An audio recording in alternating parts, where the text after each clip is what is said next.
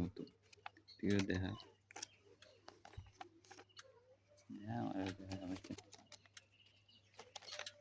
Hello guys, এই দেখতেই পাচ্ছেন নতুন টাকা ব্যাংকের থেকে আনা। হ্যাঁ, লিখন ভাই আমাদেরকে ঈদ বোনাস দিয়েছে, যাকে বলা যায় সালামি, আবার বলা যায় কি বলা যায় বকশিস। এখানে লেখা আছে, যদি তুমি ভয় পাও তবে তুমি শেষ, যদি তুমি রুখে দাঁড়াও তবে তুমি বাংলাদেশ।